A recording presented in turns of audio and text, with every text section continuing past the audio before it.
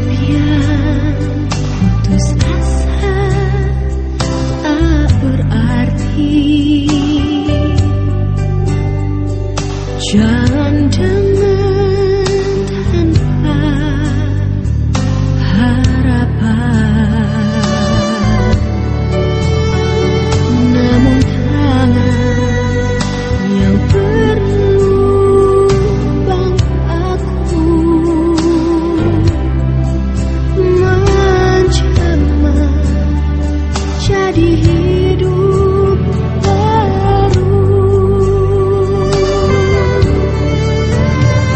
Jalan kayu yang kasar mengubahku, jalan hidup yang penuh kegagalan. Ku puji Dia selama-lamanya,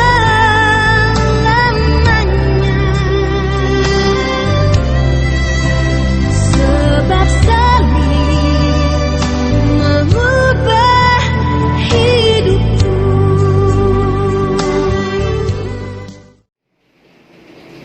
Shalom, salam sejahtera bagi kita sekalian. Bapak Ibu, saudara-saudara yang dikasihi Tuhan, berjumpa lagi di dalam channel YouTube Renungan Pagi GBKP Klasis Jakarta Kalimantan. Sebelum kita mendengarkan firman Tuhan, mari kita berdoa. Kita berdoa. Tuhan Allah Bapa kami yang bertakhta dalam kerajaan sorga, terima kasih atas waktu dan kesempatan yang Tuhan berikan bagi kami. Di kesempatan ini kami berkumpul mendengarkan firman Tuhan melalui channel YouTube GBKP Klasis Jakarta Kalimantan. Kiranya Tuhan yang menyertai firman Tuhan yang kami dengarkan juga kami dapat pahami. Roh Kudus Tuhan yang memberikan hikmat bagi kami supaya kami bisa mendengarkan firman Tuhan dan dapat kami mengerti, dapat kami pahami, dapat kami terapkan juga di dalam kehidupan kami. Terima kasih Tuhan, berkata-katalah sebab kami telah siap mendengarkan firman-Mu. Dalam nama Tuhan Yesus Kristus kami berdoa dan mengucap syukur. Amin. Salam sejahtera bagi kita sekalian, saudara yang dikasihi Tuhan. Pada pagi hari ini yang menjadi ayat renungan kita diambil dari kitab Matius pasal 7 ayat 26 yang berbunyi, tetapi setiap orang yang mendengar perkataanku ini dan tidak melakukannya, ia sama dengan orang yang bodoh yang mendirikan rumahnya di atas pasir. Saudara yang dikasihi Tuhan, kenapa orang yang mendirikan rumah di atas pasir itu dikatakan orang yang bodoh? Rumah yang dibangun di atas pasir tidak pernah akan kokoh berdiri di atas bumi. Dalam keadaan normal saja, keadaan fisik bangunan rumah itu tidak akan lurus seperti bangunan rumah yang dipancangkan pada pondasi batu. Apabila hujan, angin, banjir melanda rumah itu, maka seketika itu rumah itu roboh dan mengalami kerusakan yang berat. Hal ini sama artinya dengan mendirikan rumah di atas tanah tanpa sebuah dasar.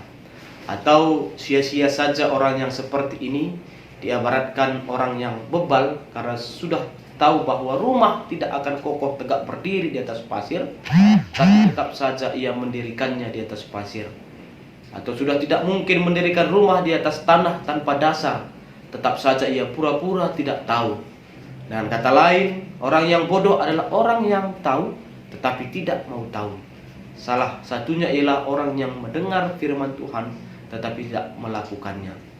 Atau dengan perkataan lain, seseorang sudah mendengar firman Tuhan, tetapi bodohnya dia tidak melakukan firman Tuhan itu. Ia bukan tidak tahu, tetapi memang dirinya tidak mau tahu. Dan sekarang itu menjadi pilihan kita mau menjadi orang yang seperti apa. Orang yang bijaksana atau orang bodoh.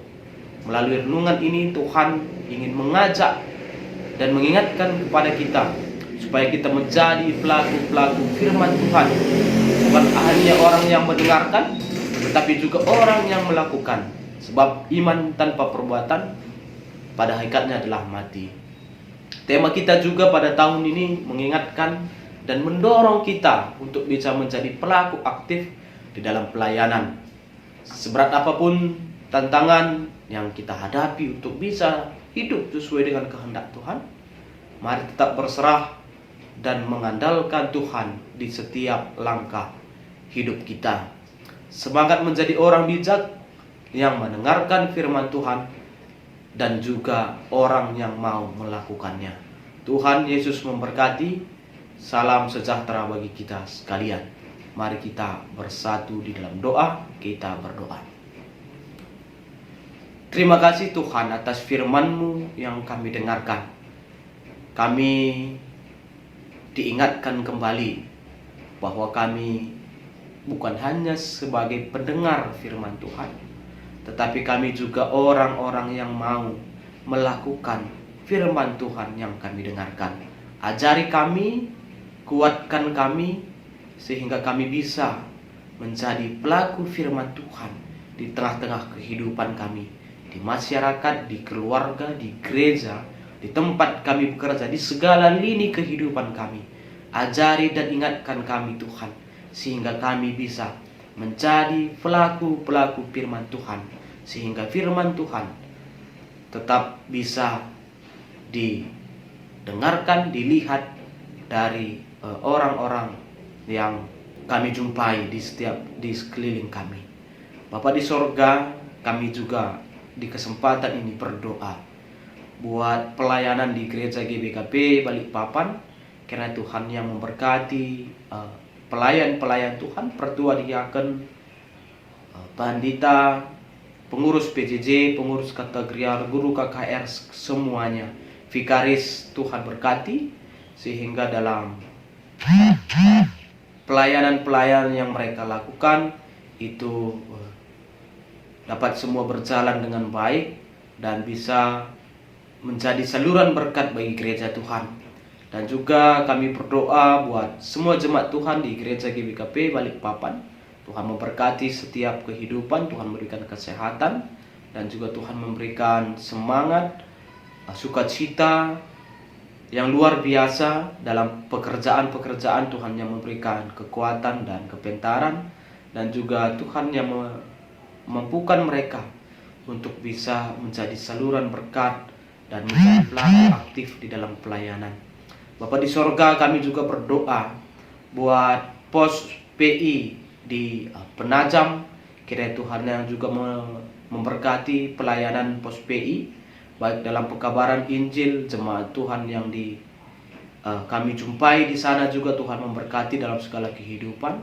Ajari dan bimbing mereka untuk tetap setia dalam pekabaran Injil, terkhusus vikaris yang melayani di sana. Tuhan juga memberkati sehingga tetap semangat, dan apapun pekerjaan pelayanan yang beliau lakukan itu sungguh luar biasa di atas kasih karunia Tuhan, sehingga semakin banyak orang-orang yang akan mengenal Kristus di dalam pelayanan PI Penajam. Terima kasih ya Tuhan. Kehidupan kami juga hari ini kami serahkan di dalam tangan pengasihan-Mu. Kiranya Tuhan yang memampukan kami, kiranya Tuhan yang menyertai kami dalam kehidupan kami.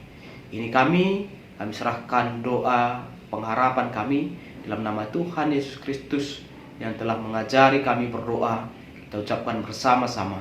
Bapa kami yang di sorga, dikuduskanlah nama-Mu. Datanglah kerajaan-Mu, jadilah kehendak-Mu di bumi seperti di sorga. Berilah kami pada hari ini makanan kami yang secukupnya, dan ampunilah kami akan kesalahan kami, seperti kami juga mengampuni orang yang bersalah kepada kami. Dan janganlah membawa kami ke dalam pencobaan, tetapi lepaskanlah kami daripada yang jahat. Karena Engkau yang punya kerajaan dan kuasa dan kemuliaan sampai selama-lamanya. Amin. Shalom Bapak Ibu, salam sejahtera bagi kita sekalian. Tuhan Yesus memberkati.